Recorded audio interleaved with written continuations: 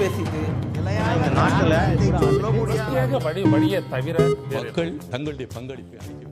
வணக்கம் நண்பர்களே, நேர்பட பேசு நிகழ்ச்சிக்கு வரவேற்கிறோம். பிரதான எதிர்க்கட்சிகள் ஏற்கனவே களத்தில் பரப்புரையில் இறங்கியிருக்கிற நிலையில் முதலமைச்சரும் நாளை பரப்புரையில் இறங்குகிறார். ஏற்கனவே தன்னுடைய தொகுதியில் தொடங்கிவிட்டாலும் கூட அதிகாரப்பூர்வமான ஒரு பரப்புரை என்பது நாளை தொடங்கக்கூடிய நிலையில இன்றைக்கு கோவையில் பத்திரிகையாளர் சந்திப்புல கூட்டணி ஆட்சியை தமிழக மக்கள் ஏற்க மாட்டார்கள், அதுதான் அதிமுகவினுடைய நிலையும் கூட என்ற ஒரு கருத்தை மீண்டும் அழுத்தமாக குறிப்பிட்டிருக்கிறார். நேற்றைக்கு நடந்த அவர்களுடைய கட்சியினுடைய கூட்டத்திலும் இது குறித்து பேசப்பட்ட நிலையில நேற்று முன்தினம் நடத்த அந்த கூட்டத்திலும் திரு கே பி முனுசாமி உள்ளிட்டவர்கள் மிக கடுமையான சில வார்த்தைகளையும் கூட பயன்படுத்தினார்கள். கூட்டணி ஆட்சி என்பதை நிச்சயமாக ஏற்க மாட்டோம், முதல்வர் திரு எடப்பாடி பழனிசாமி தான், எங்களுடைய தலைமையில் தான் கூட்டணி என்பதை அழுத்தம் திருத்தமாக குறிப்பிட்டிருந்தார். கூடவே தேசிய கட்சிகள் குறித்த ஒரு கடுமையான பார்வையையும் அவர் முன்வைத்திருந்தார். அவருடைய வார்த்தைகளை குறிப்பிட வேண்டும் என்றால், அந்த தேசிய கட்சிகளுக்கு நான் ஒன்றை கேட்க அவர் குறிப்பிட்டது, திராவிட இயக்க ஆட்சி தமிழகத்தை சீரழித்து விட்டது என்று சிலர் சொல்கிறார்கள், சில கருங்காலிகள் அப்படிங்கிற வார்த்தையெல்லாம் பயன்படுத்துறாரு. சில தேசிய கட்சிகள் சொல்கின்றன, சில சந்தர்ப்பவாதிகள் சொல்கிறார்கள், இந்த இயக்கத்தை ஒழித்து கட்ட முயன்று வரும் கூட்டம் இந்த தலைவர்களை வீழ்த்த வேண்டும் என்று நினைக்கின்ற ஒரு கூட்டம் இப்படியெல்லாம் பேசிக் கொண்டிருக்கிறது என கடுமையான வார்த்தைகளை குறிப்பிட்டிருக்கிறார். அவரை ஒட்டிய திரு அமைச்சர் ஜெயக்குமார் உள்ளிட்டவர்களும் கூட இந்த கூட்டணி ஆட்சி இல்லை என்பதையும் அதிமுக தலைமையில தான் கூட்டணி என்பதையும் அழுத்தமாக மீண்டும் மீண்டும் பேசி வருகிற இந்த நிலையில்தான் இன்றைய நேர்பட பேசு தலைப்பை கட்டமைத்திருக்கிறோம். இன்றைய நேர்பட பேசிலும் கூட இது குறித்து தான் விவாதிக்க இருக்கின்றோம். கூட்டணி ஆட்சிக்கு இடமில்லை அல்லது கூட்டணி ஆட்சியை மக்கள் ஏற்க மாட்டார்கள் என்கிற திரு எடப்பாடி பழனிசாமியினுடைய கருத்து, அதிமுக பாரதிய ஜனதா கட்சியே இடைநிலையே இன்னும் ஒரு கூட்டணியில ஒரு சிக்கல் நீடிக்கிறதா அப்படிங்கிற கேள்வியும் எழுப்பியிருக்கு. ஏன்னா தொடர்ந்து இந்த கூட்டணியில ரொம்ப குறிப்பா முதலமைச்சர் வேட்பாளர் அதே போல கூட்டணி ஆட்சி உள்ளிட்ட விஷயங்கள்ல பாரதிய ஜனதா கட்சியினுடைய தலைவர்களுடைய தமிழக தலைவர்களுடைய கருத்துக்கள் அதே போல கூட்டணியில் இடம்பெற்றிருக்கின்ற பிற கட்சிகளுடைய கருத்துக்கள் அப்படின்னு தொடர்ந்து வந்து கொண்டிருக்கிற சூழல்ல என்ன சிக்கல் இருக்கிறது, இந்த சிக்கல் இன்னும் நீடித்துக் கொண்டிருக்கிறதா என்கிற தலைப்பில் விவாதிக்க இருக்கின்றோம். இன்றைய நம்முடைய அமர்வில் பங்கேற்கிறார்கள் பாரதிய ஜனதா கட்சியிலிருந்து அந்த கட்சியினுடைய பொதுச் செயலாளர்கள் ஒருவரான வழக்கறிஞர் திரு கே டி ராகவன், அதே போல விரைவில் நம்மோடு இணைகிறார் திரு அன்வர் ராஜா, அஇஅதிமுகவிலிருந்து முன்னாள் நாடாளுமன்ற உறுப்பினர். மூத்த பத்திரிகையாளர்கள் இருவர் நம்மோடு இணைகிறார்கள், திரு மாலன், திரு தராசு ஷியாம். அனைவருக்கும் வணக்கம். அரசியல் பிரமுகர்கள்ட்ட போறதுக்கு முன்னாடி பத்திரிகையாளர்களுடைய கருத்தை கேட்டுறேன். திரு ஷியாம், இந்த விஷயங்களை எப்படி பாக்குறீங்க? அதிமுகவினுடைய இந்த பரப்புரை கூட்டத்தில் பேசப்பட்ட விஷயங்கள், அதன் தொடர்ச்சியாக இன்றைக்கு முதலமைச்சர் மீண்டும் அதை சொல்றாரு, தமிழக மக்களே கூட்டணி ஆட்சியை ஏற்க மாட்டார்கள் அப்படிங்கிறாரு. இதையெல்லாம் எப்படி பாக்குறீங்க ஒரு பத்திரிகையாளரா? 1967க்கு பிறகு கூட்டணி ஆட்சியை தமிழர்கள் ஏற்க மாட்டார்கள் என்கிற ஒரு கருத்துருவாக்கம் தொடர்ந்து இருந்து கொண்டிருக்கிறது. ஏனென்றால் 80லே காங்கிரசும் திமுகவும் சரிபாதி இடங்களை பங்கிட்டுக் கொண்டன. ஆக கூட்டணி என்பது அப்போதே உறுதியாகிவிட்டது. கூட்டணி ஆட்சிக்கு யார் தலைவர் என்கிற அந்த பிரச்சனை வந்த போது அப்போதைய காங்கிரஸ் கட்சி தலைவர் MP சுப்பிரமணியம் எந்த கட்சி அதிக இடங்களை பிடிக்கிறதோ அந்த கட்சி சார்பாகத்தான் கூட்டணி ஆட்சிக்கு முதல்வர் என்கிற ஒரு கருத்தை முன்வைத்தார். அது பெரிய பெரிய குழப்பங்களை எல்லாம் ஏற்படுத்தி கடைசியிலே பிரதமர் இந்திரா காந்தி அவர்கள் தலையிட்டு கலைஞர் தான் முதலமைச்சர் வேட்பாளர் என்று அதை முடித்து வைத்தார். ஆனால் அந்த கூட்டணி வெற்றி பெறவில்லை. அதற்கு பிறகு தொடர்ந்து கூட்டணி ஆட்சியை தமிழர்கள் ஏற்றுக்கொள்வதில்லை என்கிற ஒரு கருத்துருவாக்கம் முன்வைக்கப்படுகிறது. இதுவரைக்கும் அந்த ஜனநாயக பரிசோதனை நடக்கவில்லை. எனவே ஏற்றுக்கொள்வார்களா ஏற்றுக்கொள்ள மாட்டார்களா என்பது எனக்கு தெரியாது. ஆனால் ஒரு வாய்ப்பு வந்தது. 2006ல திமுக 96 இடங்களைத்தான் பிடித்திருந்தது. கூட்டணி ஆட்சி அமைக்கக்கூடிய ஒரு வாய்ப்பு இருந்தது. ஆனால் அப்போது கூட கலைஞர் இதை சொல்லி பாண்டிச்சேரியிலே எங்களுக்கு பதவி வேண்டாம், தமிழ்நாட்டிலே கூட்டணி ஆட்சி வேண்டாம் என்கிற ரீதியிலே அந்த பிரச்சனையை முடித்து வைத்தார். ஆக 67லிருந்து இன்று வரை தமிழகத்திலே கூட்டணி ஆட்சி என்கிற கருத்துருவாக்கம் உருவாக்கப்படவில்லை, அந்த ஜனநாயக பரிசோதனையும் உருவாக்கப்படவில்லை. எனவேதான் முதல்வர் எடப்பாடி பழனிசாமி அவர்கள் அத்தகைய ஒரு கருத்தை கூறுகிறார். அதிமுகவை சார்ந்த பலரும் அந்த கருத்துக்களைத்தான் கூறுகிறார்கள். அப்படியான ஒரு அழுத்தம் இருக்காது. மீண்டும் மீண்டும் திரு கே பி முனுசாமி நேற்றுக்கு அவருடைய அந்த கூட்டத்துல பேசும்போது ரொம்ப அழுத்தமா பதிவு செய்யறாரு. அதை சொல்ல வேண்டிய தேவையில அதிமுக இப்ப இருக்கா? இருக்கிறது என்றுதான் நான் நினைக்கிறேன். என்றால் பாரதிய ஜனதாவின் பல்வேறு தலைவர்கள் பல்வேறு பேச்சுகளிலே அவர்கள் கூறுவது என்னவென்றால், கூட்டணி ஆட்சி பாரதிய ஜனதா மந்திரிகள் அங்கு இடம்பெறுவார்கள் என்று. இன்னும் சொல்ல போனால் எச் ராஜாவை குறிப்பிட்டு கூறி பாரதிய ஜனதாவின் உதவி தலைவர் துணைத் தலைவர் அண்ணாமலை அவர்கள் எச் ராஜாவை மந்திரியாக்குவோம் என்கிற ரீதியிலே காரைக்குடியில் பேசினார். அது போக மாவட்டத்துக்கு ஒரு MLA என்கிற அந்த குறிக்கோளையும் பாரதிய ஜனதா தலைவர்கள் பல கூட்டங்களிலே பேசியிருக்கிறார்கள். நேற்று கூட திரு முருகன் கள்ளக்குறிச்சியிலே பாரதிய ஜனதாவில் இருந்து இங்கு ஒரு எம்எல்ஏ, இந்த மாவட்டத்திலிருந்து ஒரு எம்எல்ஏ என்று குறிப்பிட்டு கூறினார். ஆக இன்றைக்கு 38வது மாவட்டம் மயிலாடுதுறை வந்துவிட்டது. 38 மாவட்டத்திற்கு ஒரு எம்எல்ஏ என்றால் 38 எம்எல்ஏக்கள். ஆக 40 எம்எல்ஏக்களை அவர்கள் நினைக்கிறார்கள், குறிக்கோளாக கொள்கிறார்கள். கூட்டணி மந்திரி சபையைத்தான் அவர்கள் மனதிலே வைத்துக் கொள்கிறார்கள் என்பதுதான் பொதுவான புரிதல். அதிமுக அதற்கு தயாராக இல்லை என்பதும் உண்மைதான். அந்த அடிப்படையில தான் இது முன்கூட்டியே அவங்க வந்து இந்த கூட்டணி ஆட்சி என்கிற அந்த கருத்தை ரூல் அவுட் பண்றாங்க அப்படின்னு பார்க்க வேண்டியிருக்கின்றீங்க. திரு மாலன் இதை எப்படி பார்க்கிறாருன்னு கேட்கலாம். திரு மாலன், கூட்டணி ஆட்சி அப்படிங்கிறது தமிழக மக்கள் ஏற்க மாட்டார்கள், அதுதான் எங்களுடைய நிலையும் அப்படின்னு முதலமைச்சருடைய கருத்து. இந்த கூட்டணி ஆட்சி அப்படிங்கிற ஒரு கான்செப்ட் இந்த தேர்தலில் குறிப்பா அதிமுக கூட்டணியில அதிகமா பேசப்படுகிறதா? ஏன் இதை வந்து மீண்டும் மீண்டும் அதிமுக தலைவர்கள் சொல்றாங்கன்னு பாக்குறீங்க? அதாவது தமிழக வாக்காளர்கள்ட்ட வந்து வலுவாக ஒரு எண்ணம் இருக்கிறது. அதாவது அரசியல் உறுதிப்பாடு, பொலிட்டிக்கல் ஸ்டெபிலிட்டி என்பது வந்து ஒரு கட்சி ஆட்சியில் இருந்தால்தான் அந்த பொலிட்டிக்கல் ஸ்டெபிலிட்டி இருக்கும் என்று அவர்கள் நினைக்கிறார்கள். அதை தான் நீங்க வந்து மக்களவை தேர்தலில் பார்க்கலாம், சட்டமன்றங்களுக்கான தேர்தலையும் பார்க்கலாம். பெருவாரியாக ஒரு கட்சியை ஆதரிப்பது என்கின்ற ஒரு முடிவுக்கு வராங்க. இடையில சின்ன சின்ன மாற்றங்கள் இருந்திருக்கிறது, இல்லை என்று சொல்லலை. அது ஓரளவுக்கு சரியான பார்வையும் கூட. ஏனென்றால் ஒரே கொள்கை இல்லாத இரண்டு கட்சிகள் ஒரு கூட்டணியில் இருக்கிற போது அந்த கூட்டணிக்கான ஸ்டெபிலிட்டி என்பது ரொம்ப சந்தேகத்திற்குரியது. ஒரே கொள்கை உடைய கூட்டணிகள், இடதுசாரிகளுடைய கூட்டணிகள் வங்காளத்தில் ரொம்ப காலம் ஆண்டிருக்கிறார்கள், கேரளத்தில் ரொம்ப காலம் ஆண்டிருக்கிறார்கள். ஆனால் அவர்களுக்குள்ளேயே கூட சில நேரங்களில் கருத்து வேறுபாடுகள் வந்து அங்க இருக்கிற அமைச்சர்கள் வெளியேறினது. இந்த ரெவல்யூஷனரி சோசியலிஸ்ட் பார்ட்டி என்ற ஒரு கட்சி இருந்தது, அவர்கள் பெங்காலில் இருந்தபோது அவர்களுக்கு கருத்து வேறுபாடு வந்தபோது வெளியேறி போய் எல்லாம் செய்தார்கள். ஃபார்வர்ட் பிளாக் அதை போல நடந்து கொண்டிருக்கிறது. அதாவது இப்போ அதிமுகவுக்கும் பாஜகவுக்கும் கொள்கை ரீதியான ஒற்றுமைகள் இல்லை. அதிமுக பாஜகவினுடைய சில விஷயங்களை ஏற்றுக்கொள்ளவில்லை. புதிய கல்விக் கொள்கையை அப்படியே ஏற்றுக்கொள்ள மாட்டோம் என்று அவர்கள் சொல்லியிருக்காங்க. மொழி கொள்கையில் அவர்களுக்கு வேறுபாடுகள் இருக்கிறது. அதே போல அப்படிப்பட்ட ஒரு சூழ்நிலையில ஒரு கூட்டணி ஆட்சி என்பது ஒரு நிலையான ஆட்சியாக இருக்காது என்கின்ற சந்தேகம் வாக்காளர்களுக்கு ஏற்படுவது என்பது இயல்பு. அப்படி ஏற்படவில்லை என்றாலும் எதிர்க்கட்சிகள் அதை ஒரு காரணமாக சொல்லி பிரச்சாரம் செய்வார்கள் என்பதும் ஒன்று இருக்கிறது. அதிமுக ஏன் திரும்ப திரும்ப இதை கூறுகிறது என்று சொன்னால், என்னுடைய கணிப்பு என்னவென்று சொன்னால், அதிமுகவுக்கு அதை போன்ற ஒரு அழுத்தம் மறைமுகமாகவோ நேர்முகமாகவோ கொடுக்கப்படுகிறது என்று நம்ம பார்க்க வேண்டியிருக்கிறது. ஏனென்றால் பாரதிய ஜனதா கட்சி மற்ற மாநிலங்களில் என்ன செய்கிறது என்று சொன்னால், அவர்கள் கூட்டணி ஆட்சி வைத்துக் கொள்வதற்கு அவங்க தயங்குவதில்லை. இப்போ பீகார்ல வந்து கூட்டணி ஆட்சி வைத்துக் கொண்டிருக்கிறார்கள். அதை போன்ற ஒரு சூழ்நிலையில வந்து இவர்கள் தமிழ்நாட்டிலும் தாங்கள் முதல்ல கால் ஊன்றுவதற்கு அதே போல ஒரு கூட்டணி ஆட்சி இருந்தால் உதவியாக இருக்கும் என்ற கோணத்தில் பாஜக அவர்களை வற்புறுத்தலாம் என்பது என்னுடைய ஊகம். அது வந்து உறுதியாக தெரியாது. நீங்க இதுல ஒரு கோணத்தை பார்த்தீங்கன்னா, இந்த பாஜகவிலிருந்து இந்த அறிக்கைகளை வெளியிடுகிறவர்கள் யார் என்று பார்த்தீங்கன்னா, ஒரு இளைய தலைமுறை பாஜக, ஒரு யங் டர்க்ஸ் என்று சொல்லலாம். அது வந்து அண்ணாமலை, முருகன், குஷ்பு, அதை போன்று இப்ப அண்மையில வந்தவர்கள் அவர்கள் இந்த கருத்தை முன்வைத்து பேசுகிறார்கள். மூத்த தலைவர்கள் யாரும் இதை பற்றி இன்னும் வெளிப்படையாக பேசவில்லை, இந்த கூட்டணியை பற்றியோ. முருகன் தான் மாநில தலைவரா இருக்கிறார், எனவே அவருடைய கருத்து என்பது ரொம்ப முக்கியமா. அதெல்லாம் ரைட் தான். அதாவது இப்போ தேசிய தலைமை அந்த இளைஞர்கள் கையில பொறுப்பை கொடுத்திருக்கிறது. அவங்க வந்து அவங்களுடைய கிரவுண்ட்ல இருக்கிற பிரசன்ஸை வந்து அதிகப்படுத்தியிருக்கிறார்கள். அவங்க முந்தைய போன தேர்தலுக்கு வந்து அவர்கள் களத்தில் இருக்கிறார்கள் என்கின்ற எண்ணத்தை வந்து வலுவாக ஏற்படுத்தி இருக்கிறார்கள். அதனால அவர்கள் தங்களுடைய காலத்துல வந்து பாஜக இங்க வேறு ஊன்றி விட வேண்டும், கால் ஊன்றி விட வேண்டும் என்று நினைக்கலாம். அதற்கு இதை போல கூட்டணியில இருந்தால் உதவியாக இருக்கும், ஆட்சியில் இருந்தால் உதவியாக இருக்கும் என்று அவர்கள் நினைக்கலாம். அந்த கோணத்தில் அவர்கள் பேசலாம். கடந்த கால தேர்தல்களை ஒப்பிட்டு திரு ஜெயக்குமார் சொல்றாரு, இதுவரைக்கும் அதிமுக ஆட்சி அமைத்தது எல்லாமே தனித்து பெரும்பான்மை ஆட்சியை அமைத்திருக்கிறது, தனித்து நின்றே ஆட்சி அமைத்தது 2016, கூட்டணி வேற எந்த சிம்பலும் இல்லாம அப்படிங்கிற விஷயங்களை குறிப்பிட்டார். பாஜகவினுடைய அந்த எண்ணம் சாத்தியமா என்ற ஒரு கேள்வி இருக்கிறது தமிழ்நாட்டில் வந்து. இப்போ வந்து என்னுடைய கணிப்பு என்னவென்றால், வரக்கூடிய தேர்தலில் அதிமுக வந்து 130 150 இடங்கள் வரைக்கும் போட்டியிடுவதற்கு முயற்சிக்கும் என்று நான் நினைக்கிறேன். ஏனென்றால் அவர்கள் மீண்டும் ஆட்சியை வர வேண்டும், அதுக்கு பெரும்பான்மை பெற வேண்டும் என்று சொன்னால் அவர்களுக்கு குறைந்தது இந்த எண்ணிக்கையில போட்டியிட வேண்டிய ஒரு கட்டாயம் இருக்கும். அப்ப மீதி இருக்கக்கூடிய ஒரு 80 100 இடங்களைத்தான் அவர்கள் பகிர்ந்து கொள்ள முடியும். 3 பெரிய, அதாவது ஒரு குடிப்பிறந்த வாக்குகள் இருக்கக்கூடிய 3 கட்சிகள் அவர்களுடைய கூட்டணியில இருக்கின்றன. பாமக இருக்கிறது, பாஜக இருக்கிறது, தேமுதிக இருக்கிறது.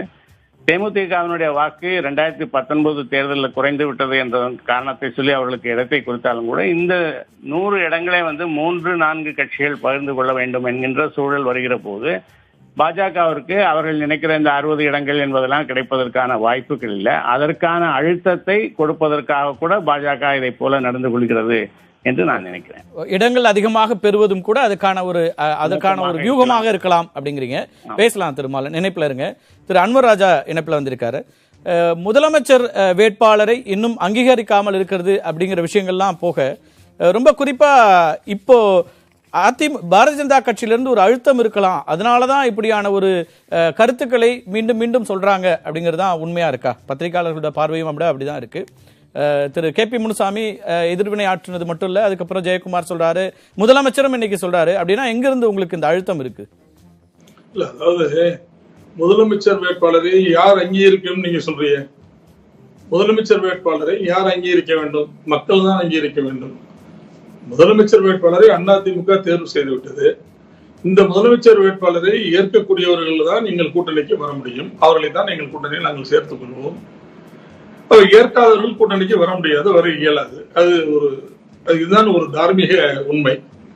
புரட்சித் தலைவர் எம்ஜிஆர் இருக்கிற வரை முதலமைச்சர் வேட்பாளர் இவர் என்று நாம் குறிப்பிட வேண்டிய தேவையில்லை.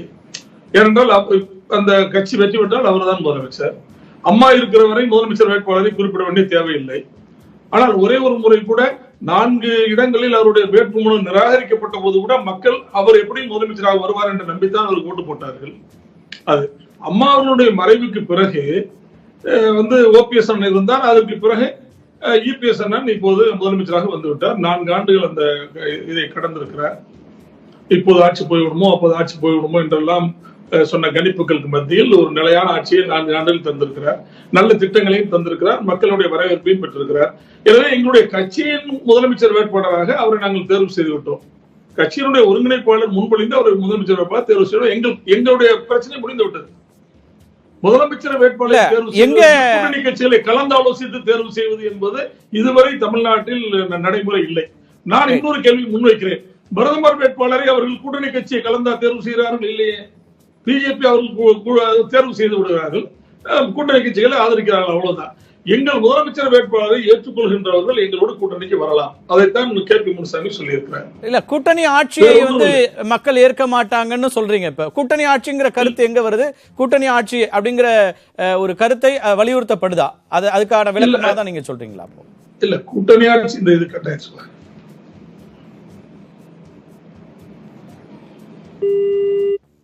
அவருடைய இணைப்பு துண்டிக்கப்பட்டிருக்கு. நம்ம தொடர்ந்து பேசலாம். திரு ராகவன் ரொம்ப அடிப்படையான ஒரு கேள்வி அவர் முன்வைக்கிறார். நாங்க எங்களுக்கான முதலமைச்சர் வேட்பாளரை நாங்க அறிவிச்சிட்டோம், எங்களோடு அவரை ஏற்கக்கூடியவர்கள் தான் கூட்டணியில வர முடியும். அதே போல பிரதமரை என்ன எல்லா கூட்டணி கட்சிகளையும் பேசியா முடிவு பண்றாங்க? அவங்க தானே முடிவு பண்றாங்க, அதுபோல தானே இங்கேயும் வர முடியுங்கிற கேள்வி எழுப்புறாரு. மரியாதைக்குரிய திரு அன்பராஜா அவர்கள் சொன்னது ஓகே, அவங்களுடைய கட்சி தான் தேர்ந்தெடுத்திருக்கிறது. இன்ஃபேக்ட் எங்களுடைய தலைவர் திரு முருகன் அவர்களும் நானும் கூட எங்களுடைய மாநில தலைவரோட சென்று முதலமைச்சர் அவர்களை சந்திக்கும் பொழுது இன்ஃபேக்ட் அவரை வாழ்த்தினோம். அன்னைக்கு அதுக்கு 2-3 நாளுக்கு முன்னாடி தான் அவங்க தேர்ந்தெடுத்தாங்க. எங்களுடைய தலைவர் அவர்கள் வாழ்த்தினார்கள் அதற்காக. ஆனால் அதே நேரத்தில் இப்போ நாம் அவங்களுடைய கட்சியினுடைய முதலமைச்சர் வேட்பாளராக திரு இபிஎஸ் அவர்களை தேர்ந்தெடுத்து எங்கே குறை சொன்னோம்? குறை சொல்லலையே. பட் இவர் பிரைம் மினிஸ்டர் விஷயத்தில் சொல்றாரு, அது அப்படி கிடையாது. நாம் கட்சியில் தேர்ந்தெடுத்ததுக்கு அப்புறம் என்டிஏ மீட்டிங் கூப்பிட்டு அங்கேயும் கூட தேர்ந்தெடுத்திருக்கோம். அது நடந்திருக்கு. ஐ திங்க் அதை அவர் மறந்துருக்கலாமோ என்னமோ தெரியல. எங்களை பொறுத்த வரைக்கும் இன்னைக்கு கூட எங்களுடைய மாநில தலைவர் அவர்கள் தெளிவுபடுத்தி இருக்கிறாங்க, கூட்டணி தொடர்ந்து கொண்டிருக்கிறது அப்படின்னு தான் சொல்லியிருக்காங்க. கூட்டணி தொடர்ந்து அப்படிங்கிறதுல எந்த இடத்துலயுமே மாற்று கருத்து வரல. தொடர்ந்து நீங்களும் அந்த கருத்தை முன்வைக்கிறீங்க, அவங்களும் வைக்கிறாங்க. ஆனா கூடவே நீங்கள் முன்வைக்கக்கூடிய திரு முருகன் அவர்களோ அல்லது திரு அண்ணாமலை அவர்களோ நீங்களுமே கூட பல பேட்டிகள்ல சொல்லக்கூடிய விஷயங்கள்ங்கிறது முதலமைச்சர் வேட்பாளர் அப்படிங்கிறது எங்களுடைய தேசிய தலைமை அறிவிக்கும் அப்படிங்கிற அந்த நிலைப்பாட்டை சொல்றது இருக்குல்ல. அப்ப அது எதிர்கட்சிகள் ஒரு கேள்வி எழுப்பினாங்கன்னா அது புரிஞ்சுக்க முடியும். திரு எடப்பாடி பழனிசாமி முதலமைச்சர் வேட்பாளரா, அதை மக்கள் ஏற்கிறாங்களா இல்லையா அப்படிங்கிற கேள்விகள் எல்லாம் முன்வைக்கலாம். கூட்டணியில் இருக்கிற கட்சியை அதை கேள்விக்கு உள்ளாக்குதா அப்படிங்கிற ஒரு நிலை வந்துருது. திரு கார்த்திகை செல்வன் ஒரு விஷயத்தை புரிஞ்சுக்கணும். திரு அமித்ஷா அவர்கள் சென்னைக்கு வந்திருக்கும் பொழுது அந்த மேடையிலே முதலமைச்சர் அவர்களும் திரு ஓபிஎஸ் அவர்களும் கூட்டணி தொடர்கிறது என்று சொல்லும் பொழுது ஏன் திரு அமித்ஷா அதை அங்கீகரிக்கல, என்டார்ஸ் பண்ணலன்னு கூட பத்திரிகையாளர் அன்னைக்கு நைட்டு நடந்த கூட்டத்தில் கூட நான் தான் ப்ரெஸ் பிரீஃப் பண்ணேன், என்னோட கேட்டாங்க. நம்ம ஒரு விஷயம் சொல்லியிருந்தோம், அதாவது கூட்டணி அதிமுகவை பொறுத்த வரைக்கும் முடிவு செய்து அறிவிக்கின்ற உச்சபட்ச பொறுப்பில் 2 பேர் இருக்கிறாங்க. அந்த 2 பேர் அனௌன்ஸ் பண்ணாங்க. எங்களுடைய மரியாதைக்குரிய திரு அமித்ஷா அவர்கள் கட்சியினுடைய திட்டங்களை, கட்சியினுடைய சிஸ்டம் தெரிஞ்சவர். அதனால தான் அவர் அங்க பேசல. ஏன்னா இதை அறிவிக்க வேண்டிய விஷயம் பார்லிமெண்டரி போர்டு முடிவு பண்ணும். எங்களுடைய அகில இந்திய தலைவர் அனௌன்ஸ் பண்ணுவார். முடிவு பண்ண அப்புறம் தலைவர் அனௌன்ஸ் பண்ணுவார். இதுதான் சிஸ்டம், எங்களுடைய சிஸ்டம் அப்படி. அதனால நீங்க இப்ப கூட முதலமைச்சர் கூட சொல்றேன் ரொம்ப சரிதான். ஆனா நான் இப்படி இது வந்து என்ன விதமான கருத்தை மக்கள்கிட்ட கொண்டு போய் சேர்க்கும் அப்படின்னு ஒண்ணு இருக்கு. தொடர்ந்து இந்த கேள்வி கேட்கப்படுது. தொடர்ந்து இது விதமான ஒரு கருத்தை நீங்க பதிவு பண்ணிட்டே வரீங்க. அப்போ இங்க என்ன குழப்பம் வரும்னா, இப்போ இவங்க வந்து இந்த தலைமையை ஏற்கிறதுல இவங்களுக்கு தயக்கம் இருக்கா அப்படிங்கிற கேள்வி இருக்குல்ல. நீங்க ஒரு இடங்களை பெறுவதற்கான ஒரு பிரஷரா இது எல்லாமே அப்ளை பண்றீங்களா? கூட்டணி ஆட்சி என்பதோ அல்லது முதலமைச்சர் வேட்பாளரை இன்னும் எங்க தேசிய தலைமை அறிவிக்கல அப்படிங்கிற விஷயங்களோ, இன்னொன்னு இவ்வளவு நாட்கள்ல தேசிய தலைமைக்கு சொல்லப்பட்டோ அல்லது தேசிய தலைமை வருங்க நாங்க ஏற்றுக்கொள்கிறோம், எங்களுடைய கூட்டணி முதலமைச்சர் வருது, ஆனா அதிகாரப்பூர்வ அறிவிப்பை தேசிய தலைமை வெளியிடும் அப்படின்னு கூட வார்த்தைகள் வரல. திரு கார்த்திகேயன் ஒண்ணு புரிஞ்சுக்கணும், ஒவ்வொரு கட்சிக்கும் ஒரு சிஸ்டம் இருக்கு. எங்களுடைய சிஸ்டம் அது எங்களை தெரிந்த எங்களுடைய நண்பர்களுக்கு நல்லாவே தெரியும். அதனால பத்திரிகைக்காரங்க வந்து கேள்வி கேட்கறாங்கிறதுனாலே நான் முடிவு பண்ணிட்டு இப்பவே சொல்லணுங்கிறதெல்லாம் கிடையாது. பத்திரிகையோ யார் கேட்டாலுமே முனுசாமியினுடைய கருத்துக்களை எப்படி பாக்குறீங்க? திரு கே.பி. முனுசாமி அவர்கள் சொன்னாலும் கூட அவருக்கும் என்னுடைய பதில் இதுதான். எங்க கட்சிக்குன்னு ஒரு சிஸ்டம் இருக்கு. உங்க கட்சிக்கு இருக்கிற சிஸ்டம் 2 பேர் முடிவு பண்ணணும். முடிவு பண்ற அவங்களும் அவங்களுடைய கூட்டத்தில் எடுத்து தானே முடிவு எடுத்தாங்க. அதைத்தானே திரு ஓபிஎஸ் அவர்கள் அனௌன்ஸ் பண்ணாங்க. அதைத்தானே என்டோர்ஸ் பண்ணாங்க. அதனால அவங்க ஒரு கட்சி கூட்டத்தில் தான் முடிவு பண்ணாங்க. அவங்க 2 பேருமே தனியா சொல்லலையே. அதே மாதிரி எங்களுடைய சிஸ்டம், எங்களுடைய பார்லிமெண்டரி போர்டு மீட் பண்ணணும். அது அந்த முடிவை எடுக்கும். அதை எங்களுடைய தலைவர் அனௌன்ஸ் பண்ணுவாரு. எங்களுடைய தலைவருக்கு இப்ப உடல்நிலை சரியில்லை, கொரோனா பாதித்து இருக்கிறது. அவர் அவர் அந்த இதுல இருக்கிற 14 நாள் அவர் வந்து ரெஸ்ட் எடுக்கணும். அதெல்லாம் இருக்கு. அதனால அண்ட் மோரோவர்ங்க டைம் இருக்கு. இன்னைக்கு நாம அரசியல் நேரம் இருக்கு, நான் இல்லன்னு சொல்லல. ஆனா இங்க வந்து நீங்க முதலமைச்சர் பரப்புரையை தொடங்கிட்டாரு. அவங்க கூட்டணி அதிமுகவுடைய பரப்புரை கூட்டமே தொடங்கிருச்சு. அப்ப அவங்க சொல்ல வேண்டிய தேவை இருக்குல்ல. நீங்க கூட்டணியில யாருன்னு போய் அவங்க என்னன்னு பேச முடியும்? யாரை முன்னிறுத்தி பேச முடியும்? முதலமைச்சர் வேட்பாளர் தான் முன்னிறுத்தி பேச வேண்டும். அவர்தானே பேசிட்டு இருக்காங்க. நாங்க என்ன அப்ஜெக்ட் பண்றோம்? நான் என்ன சொல்றேங்க, ஒவ்வொரு கட்சிக்கும் ஒரு நிலைப்பாடு இருக்குது, ஒரு ஸ்ட்ராட்டஜி இருக்கு. நீங்க நேத்தே தொடங்கிட்டீங்கன்னா சந்தோஷம், அது உங்களுடைய ஸ்ட்ராட்டஜி. அது என்ன கன்சல்ட் பண்ணல, நாங்கெல்லாம் இருக்கோம் கூட்டணி, எங்களை கன்சல்ட் பண்ணாங்கன்னா நாங்க கேட்டோம் இல்லையே. அந்த கட்சி அந்த முடிவு எடுத்தது செயல்படுத்தி கொண்டிருக்கிறது. முதலமைச்சர் போறாரு, எல்லாருக்கும் தேர்தல் பிரச்சாரத்தை ஆரம்பிச்சிட்டாங்க. திமுக ஒரு மாதிரி ஆரம்பிச்சிருக்கு. நாங்களும் கூட எங்க பிரச்சனைகளை முன்னிறுத்தி இந்த விவசாய எதுவா இருக்கட்டும் எங்களுடைய மாநில தலைவர் எல்லாத்திலையும் போய் பேசிட்டு இருக்கிறார். நேற்றுக்கு கூட 2-3 இடத்துல விழுப்புரம், கள்ளக்குறிச்சி திரு ஷாம் அவர்கள் சொன்னாங்க. அதுவும் கூட ஒரு விதத்துல பரப்புரை தானே. நாங்க எங்களுக்கு எங்க சிஸ்டம் படி நாங்க எப்படி நடத்துறோமோ கட்சி நடத்திருக்கோம், அது மாதிரி நடத்திட்டு இருக்கிறோம். மோரோவர்ங்க டைம் இல்லையா? இன்னும் எவ்வளவு டைம் இருக்கு? பத்திரிகைகள்ல விவாதங்கள் வந்து கொண்டிருக்கிறது ஒரே காரணத்துக்காக நான் இன்னைக்கு பரப்புரையை இன்னைக்கு பிரதான கட்சிகள் தொடங்கிட்டாங்க. ஏற்கனவே களத்துக்கு போயிட்டாங்க. களத்துக்கு போகும்போது இப்ப இயல்புல என்ன நடக்கும்? பொதுவா பரப்புரைகள் நடக்கும்போது கூட்டணி கட்சிகள் அவங்க தலைவர்கள் எல்லாம் இருந்து நடக்கும். இன்னைக்கு அப்படி இல்ல. எல்லா கட்சிகளுமே தனித்து களமிறங்கி இன்னைக்கு வந்து பார்க்கக்கூடிய ஒரு சூழல் வரும்போது அப்ப முதலமைச்சர் வேட்பாளர் யாருங்கிற கேள்வியே வரக்கூடாது. அந்த கேள்வி வரும்போது சந்தேகம். இந்த பாருங்க, கேள்வி கேட்க கூடாதுன்னு இல்லைங்க, அதற்கு பதில் எப்படி சொல்லணும்ன்றது எங்களுடைய சிஸ்டம் படி நாங்க சொல்றோம். நீங்க கேட்டீங்கன்ற ஒரே இன்னைக்கே சொல்லணும். நான் ஏன் இன்னைக்கு சொல்லணும்? நான் என்ன நினைக்கிறேன், எனக்கு இன்னும் சஃபிஷியன்ட் டைம் இருக்குன்னு நினைக்கிறேன். நீங்க எதை ஸ்ட்ராட்டஜியா நினைக்கிறீங்களோ, ஒரு 6 மாசத்துக்கு முன்னாடில இருந்து வேலையை ஆரம்பிச்சுட்டா ஸ்ட்ராட்டஜி நினைச்சுக்கோங்க, அது உங்களுடைய உரிமை. நான் என்ன நினைக்கிறேன், ஒழுங்கா ஸ்மார்ட்டா ஒர்க் பண்றது என்னுடைய ஸ்ட்ராட்டஜின்னு நினைக்கிறேன். எனக்கு 90 நாள் போறோம்னு நினைக்கிறேன், 60 நாள் போறோம்னு நினைக்கலாம். அது என்னுடைய ஸ்ட்ராட்டஜி. ஒரு விஷயம் உங்களுக்கு சொல்றேன் Thiru Karthikeyan Selvan, just remind you of this. 2014 எல்லா கட்சியுமே தேர்தல் அறிக்கையை அனௌன்ஸ் பண்ணி சொல்லிட்டு தான் அனௌன்ஸ் பண்ணுவாங்க. இன்ஃபேக்ட் தேர்தல் அறிக்கை தான் ஹீரோ அப்படின்னு தமிழ்நாட்டில் பிரச்சாரம் பண்ணி வெற்றி பெற்ற தேர்தல்லாம் இருக்கு.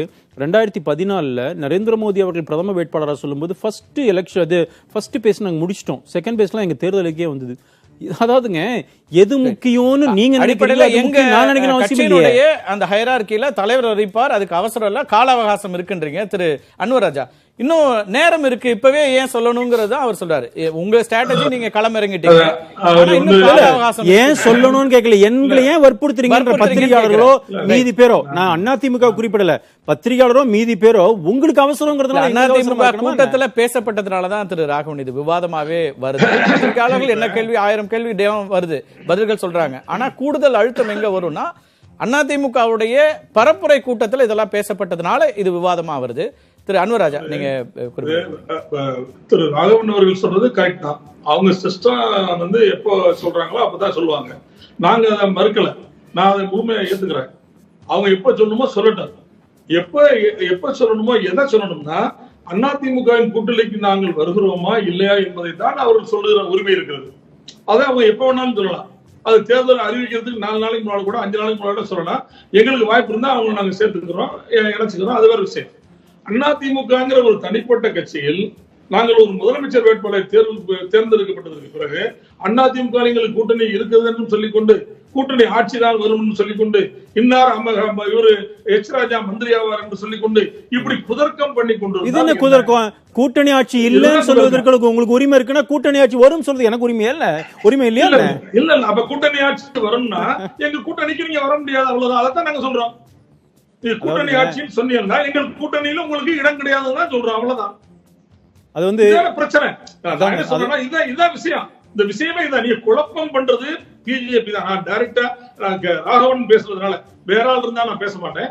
ராகவன் சார் பேசுறதுனால நேரடியா நான் குற்றச்சாட்டு வைக்கிறேன். நான் என்ன சொல்றேன், நாங்க ஒரு வேட்பாளர் தேர்வு செஞ்சுட்டோம், நீங்க கூட்டணி ஆட்சி தான் வரணுங்கிறீங்க. அது தேர்தல் முடிவுக்கு பின்னால மக்கள் எப்படி முடிவு செய்றாங்களோ அப்ப பேசிக்கிறோம். அது கூட்டணியா இல்லையான்னு பேசிக்கிறோம். நீங்க எங்க கூட்டணியில இருக்கிறீங்களா இல்லையான்னு சொல்லுங்க. இல்லைன்னா எப்ப சொல்லணுமோ சொல்லுங்க, அதை பத்தி கவலை இல்லை. ஆனா இன்னார்தான் மந்திரியா வருவாரு, நாங்கள் தான் வந்து சிஎம் வருவோம், சிஎம் நாங்க ஏத்துக்கிற மாட்டோம் குஷ்பு சொல்றாங்க. அந்த உங்க இவர் புதுசா வந்திருக்கிற ஒருத்தர் ஐபிஎஸ் ஆபீசர் சொல்றாரு, அவர் பேர் எனக்கு மறந்து போச்சு, ராஜா அண்ணாமலை சொல்றாரு, ராஜா அமைச்சர் ஆவார்னு சொல்றாரு, குஷ்பு ஒரு கருத்து சொல்றாங்க. இதெல்லாம் ஏன் நீங்க கண்டிக்கல? ராகவன் சார் ஏன் கண்டிக்கல? இவரு ஏன் கண்டிக்கல? நம்ம மூத்த தலைவர்கள் ஏன் இதெல்லாம் கண்டிக்கல? நான் என்ன சொல்றேன்னா, உங்களுடைய புகழேந்தி அவர்கள் பேசுவதோட எங்களை யாரும் பேசலங்க. ரொம்ப தரக்குறைவா விமர்சனம் பண்றாரு. நாம அதை சொல்லி இருக்கிறோம். அதாவது நீங்க எல்லாமே கூட எங்களுக்கு இருக்கிற உங்களுக்கு இருக்கிற உரிமை மாதிரி எங்களுக்கு இருக்குது என்பதை நீங்கள் புரிந்து கொள்ள வேண்டும்ங்கிறதா என்னுடைய பாயிண்ட். எங்களுடைய தலைவர் இன்னைக்கு கூட பிரஸ்ல கேட்கும்போது தெளிவா தான் பேசியிருக்கிறாரு. நான் சொல்லிட்டேன், உங்களுக்கு உரிமை இருக்குது, உங்க உரிமை பிரகாரம் நீங்க எப்ப வேணாலும் சொல்லுங்க, அதை பத்தி எங்களுக்கு கவலை இல்லை. ஆனா கூட்டணி ஆட்சி என்றால் அதை அதிமுக ஏற்காது, தமிழக மக்கள் ஏற்க மாட்டார்கள். இல்ல அத நேரடியா அவர் சொல்றாரு, கூட்டணி ஆட்சியை ஏற்கக்கூடியவர்கள் மட்டும்தான் எங்க கூட்டணியில இருக்க முடியும், இருக்கீங்களா இல்லையாங்கிறத நீங்க முடிவு பண்ணிக்கங்கிறதா அவர் சொல்லக்கூடிய விஷயமா இருக்கு. திரு அன்வராஜா மட்டும் இல்ல, திரு கே.பி. முனுசாமியோடைய கருத்து அதுதான், திரு ஜெயக்குமாருடைய கருத்து அதுதான், முதலமைச்சருடைய கருத்து என்ன கேக்குறீங்களா? திரு ராகவன் உங்கள்கிட்ட தான் அவர் சொன்னாரு. திரு அன்வராஜா உங்களை குறிப்பிட்டு தான் பேச. நாங்க என்ன சொல்றோம், இன்னைக்கு கூட எங்களுடைய மாநில தலைவர் கூட்டணி தொடர்ந்து கொண்டிருக்கிறதுன்னு சொன்னார். நீங்க என்ன கேக்குறீங்க? இப்பவே சொல்லுங்கன்னா நாங்க என்ன சொல்றோம், எங்களுடைய சிஸ்டம்னு ஒண்ணு இருக்கு. இருங்க எங்களுடைய சிஸ்டம் ஒண்ணு இருக்குன்னு நாம சொல்லும் பொழுது இவர்களுக்கு 2ஆம் கட்ட தலைவர்களுக்கு 2-3 பேருக்கு கோபம் வரும்னா அதுக்கு நான் ஒண்ணும் பண்ண முடியாது. நாங்க வந்து ஒரு தன்னிச்சையா முடிவெடுக்கிற விஷயம் எங்களுக்கு கிடையாது. எங்களுக்கு கலெக்டிவ் லீடர்ஷிப். அந்த கலெக்டிவ் லீடர்ஷிப் சரியான முடிவை எடுக்கும். சார் நீங்க வந்துங்க நீங்களே குறிப்பிட்டீங்க, அந்த கல்விக் கொள்கை விஷயத்திலயா இருக்கட்டும், நீட்லயா இருக்கட்டும், வேற சில விஷயங்கள்லயா இருக்கட்டும், ஒரு டிஃபரன்சஸ் இருந்திருக்கிறது. ஒரு 2 கட்சின்னா அந்த டிஃபரன்சஸ்லாம் இல்லைன்னா அப்புறம் ஒரே கட்சியா இருக்கலாமே. அதனால அந்த மாதிரி டிஃபரன்சஸ் இருக்கலாம். அது அடுத்த நிலையில வரும்பொழுது அது சரி செய்யப்படும், அவ்வளவுதான் நம்ம சொல்றோம். ஆனா எங்களுடைய கட்சி கூட்டங்கள்லயோ உங்களுடைய கட்சி கூட்டங்கள்ல நீங்க ஏன் இப்படி பேசுனீங்கன்னு நான் கொஸ்டின் பண்ணல. முடிவெடுக்க வேண்டும் என்பதுல உங்களுக்கான உரிமை இருக்கு, அதை நான் மறுக்கல. வரக்கூடிய இந்த ஸ்டேட்மெண்ட்ஸ் எல்லாம் குழப்பத்தை தானே விளைவிக்கும். அப்ப யாரை நீங்க கேள்விக்கு உள்ளாக்குறீங்கன்னு ஒரு என்னை பொறுத்த வரைக்கும் குழப்பம்ங்கிறது தேர்தல் அனௌன்ஸ் பண்ணும் பொழுது கிளியரா இருக்குமே தவிர இப்போ ஒரு குழப்பமும் இல்லைன்னு நினைக்கிறேன். உங்களுடைய கட்சி கூட்டத்துல திரு கே.பி. முனுசாமி அவர்கள் பேசுறாங்க, பத்திரிகை லைவ் பண்றீங்க, அதனால தெரியல. அதர்வைஸ் அவங்க கட்சி மீட்டிங் இணை ஒருங்கிணைப்பாளர் இருந்த அந்த மேடை ரைட். திரு கார்த்திகை செல்வன் அவங்களுடைய கூட்டத்துக்குள்ள பத்திரிகையாளர் அனௌன்ஸ் போறதுனால அலோ பண்றதுனால இதெல்லாம் தெரியுது. அவங்க கட்சிக்குள்ள எத்தனையோ விவாதங்கள் அதே மாதிரிதான் நான் சொல்றேன். நான் என்ன சொல்றேன், அவங்க தொண்டர்களுக்கு பேசுறாங்கிறது ஏன் பேசுனீங்கன்னு நான் கேட்கல. நான் இதை வந்து அவங்கள பொறுத்த வரைக்கும் எதையும் கொஸ்டின் பண்ணல. நாங்க தான் சொன்னேன், அவரை போய் பாராட்டிட்டே வந்துட்டோம். நாங்க எங்க மாநில தலைவர் பாராட்டினாரு, நானும் கூட இருந்தேன். அதனால நான் சொல்ல வரேன், அவங்களுக்கு எல்லா வித உரிமையும் இருக்கு. எங்களுக்கு அனௌன்ஸ் எப்ப முடிவு எடுக்கிற உரிமை எங்களுக்கும் தானே இருக்குது. அது வரும்போது பாத்துக்கோங்க, அவ்வளவுதான். திரு மாலன் அவசரம் இருப்பதற்காக நாங்க எங்க ரியாக்ட் பண்ணோம். திரு மாலன் நீங்க திரு அன்வராஜா பேசும்போது குறுக்கிட விரும்புறீங்க? ராகவன் அவர்களுக்கு ஒரு விஷயத்தை நினைவுபடுத்த விரும்புறேன். அதாவது கட்சிக்கு ஒரு ஸ்ட்ராட்டஜி இருக்கலாம், அதிமுக ஒரு ஸ்ட்ராட்டஜி இருக்கலாம், பிஜேபிக்கு ஒரு ஸ்ட்ராட்டஜி இருக்கலாம். அதுல ஒன்றும் தவறு இல்லை. ஆனால் தேர்தல் சந்திக்க போகிற போது system, I am not talking about strategy, system ஒரு வழிமுறை இருக்கு. எங்களுக்கு எப்படி அனௌன்ஸ் பண்ணணும் இருக்கலாம் சொன்னீங்க நீங்க. அதனால நான் சொல்றேன், தனித்தனி ஸ்ட்ராட்டஜிகள் தனித்தனி கட்சிகளுக்கு இருக்கலாம். ஆனா கூட்டணி என்று போகிற போது கூட்டணிக்கு ஒரே ஸ்ட்ராட்டஜி தான் இருக்க முடியும். அதாவது 2 ஸ்ட்ராட்டஜி இருந்ததுன்னா அது ஃபீல்ட்ல அது ரிசல்ட்ஸ் கொடுக்காது. இன்னொரு விஷயம் என்னன்னா, இந்த தேர்தலில் இருக்கக்கூடிய ஒரு வினோதமான ஒரு விஷயம் என்னவென்று கேட்டா, எப்பவுமே தேர்தலுக்கு 2 மாதங்களுக்கு முன்னால வேலையை ஆரம்பிச்சுதான் கட்சிகள் வேலை செய்யும். ஏன்னா அவ்வளவுதான் வேலை செய்வதற்கு பணம் இருக்கும். ஆனால் இந்த முறை என்னன்னு கேட்டீங்கன்னா, இந்த மாதிரியான ஒரு சூழ்நிலையை திமுக மற்ற எல்லா கட்சிகள் மீதும் சுமத்தி இருக்கிறது. திமுக முன்னாலே அவங்க வேலையை ஆரம்பிச்சுட்டாங்க. 6 மாதத்துக்கு கிட்டத்தட்ட 6 மாதத்துக்கு முன்னால வேலையை ஆரம்பிச்சாங்க. இப்போ இந்த தேர்தலுக்கு 4 மாசம் இருக்கு. அவங்க இன்னொரு 5 மாசத்துக்கு முன்னால, அதாவது போன மாசத்துல இருந்து வேலையை ஆரம்பிச்சிட்டாங்க. அப்போ மற்ற கட்சிகள் சும்மா இருக்க முடியாது. அப்போ மற்ற கட்சிகள் அவங்களும் அவங்களுடைய வேலைகளை ஆரம்பிக்க வேண்டியிருக்கும். ஏன்னா அதை நியூட்ரலைஸ் பண்றதற்காக வேலைகளை ஆரம்பிக்க வேண்டியிருக்கும். முதல்ல பிரச்சாரத்தை ஆரம்பிக்கிறவர்களுக்கு இருக்கக்கூடிய ஒரு சாதகம் என்னவென்று சொன்னா, அவங்க அஃபென்சிவாக போக முடியும். ஒருத்தவங்க மேல குற்றச்சாட்டுகள் சொல்லி அவர்கள் மேல விமர்சனங்கள் வைத்து போக முடியும். அடுத்து வர்றவர்கள் அவங்க டிஃபென்சிவா தான் அவங்க சொன்ன குற்றச்சாட்டுகளுக்கு பதில் சொல்லி, அவங்க எழுப்பிய கேள்விகளுக்கு பதில் சொல்லி அப்படிதான் போகக்கூடிய ஒரு சூழ்நிலை இருக்கும். இதை ஜெயலலிதா மிக நன்றாக உணர்ந்திருந்தாங்க. அவங்க எப்பவுமே என்ன செய்வாங்கன்னா, முதல்ல அவங்க வேலையை ஆரம்பிச்சிருவாங்க. அவங்க இப்ப திமுக கூட்டணியை அமைச்சு அவங்க முடிஞ்சு யார் யாருக்கு எவ்வளவு இடம்னு முடிவு பண்ணி வர்றதுக்குள்ள அவங்க வேட்பாளர் அறிவிச்சு அந்த மாதிரி போயிடுவாங்க. அந்த மாதிரியான ஒரு அணுகுமுறையை அவங்க பின்பற்றிட்டு இருந்தாங்க. இப்போ அது 2 மாசம் இருக்கும்போது நடக்கும். ஆனா இப்போ என்னன்னு கேட்டீங்கன்னா, 4-5 மாதங்களுக்கு முன்பாகவே தேர்தல் பிரச்சாரம் என்பது ஆகிவிட்டது. இன்னும் கடைசி வரைக்கும் போகணும். 4 மாசம் 5 மாசம் தாக்கு பிடிக்கணும். அந்த மாதிரியான ஒரு சூழ்நிலையில இப்போ கட்சிகளுக்குள்ள வேறுபாடு இருக்கிறது, கூட்டணி கட்சிகளுக்குள்ள வேறுபாடு இருக்கிறது என்று சொன்னா, அதுக்கு அடிமட்டத்தில் இருக்கக்கூடிய தொண்டர்களை பாதிக்கும். அவருடைய இப்போ அனுராஜா அவர்கள் வாய்விட்டு சில நேரங்களில் சொல்லியிருக்காரு, அவங்க தொண்டர்களுடைய எண்ணம் என்னவா இருக்கிறதுனா, பிஜேபி வராட்டா என்ன, இப்ப நம்ம ஏன் தனியா நிற்க கூடாது, நம்ம மற்ற கட்சிகளோட சேர்ந்துட்டு ஏன் நிற்க கூடாதுங்கிற ஒரு எண்ணத்திற்கு அவங்க பிஜேபி அந்த அதிமுக தொண்டர்களை கொண்டு போய் சேர்த்து விடக்கூடாது. அப்படி போயிட்டா களத்துல வேலை செய்வது என்பது நடக்காமல் போய்விடும். அது ஒரு மிக முக்கியமான ஒரு அம்சம் என்பதை நினைத்துக் கொள்ளணும். ஏற்கனவே 2019 தேர்தல் முடிவுகளுக்கு பிஜேபியோடு சேர்ந்தது ஒரு காரணம் என்கின்ற எண்ணம் அதிமுகவில் இருக்கக்கூடிய ஒரு சிலருக்கு அதுல இருக்கிறது. தொண்டர்கள் மட்டத்தில் அந்த இருக்கிறது, தலைவர்கள் மட்டத்திலும் இருக்கலாம். அந்த எண்ணத்தை வலுப்படுத்தி விடக்கூடாது. அவங்க இவங்க விமர்சனம் பண்ணி பேசுகிற போது என்ன ஆகும் கேட்டீங்கன்னா, இப்போ அதிமுக திமுகவுக்கு பதில் சொல்வதற்கு பதிலாக பாஜகவுக்கு பதில் சொல்கிறது என்ற நிலைக்கு போகுமையானால், அது அந்த கட்சி 2 கட்சி தொண்டர்களுக்கு இடையிலையும் ஒரு இணக்கமான உறவு ஏற்படுவதற்கு உதவாது. பேசலாம் தொடர்ந்து. திரு ஷியாம் அவருடைய ஒரு விஷயம், கிரவுண்ட் ஒர்க்குக்கு அந்த இணக்கமான உறவு என்பது ஒரு அடிப்படையான விஷயம். அது திரு ஷியாம் அவருடைய கருத்தையும் கேட்கிறேன். ஒரு இடைவேளை எடுத்துட்டு வந்துடலாம். ரொம்ப குறிப்பா அதிமுகவை பொறுத்த வரைக்கும் முதலமைச்சர் கூட்டணி இந்த 2லயும் எந்த காம்ப்ரமைஸ்க்கும் இடம் இல்ல, அதை ஏற்றுக்கொள்ளக்கூடியவர்கள் தான் எங்களுடைய கூட்டணியில இருக்க முடியும் அப்படின்னு ஒரு ஸ்ட்ராங் ஸ்டாண்ட் எடுக்கிறாங்களா?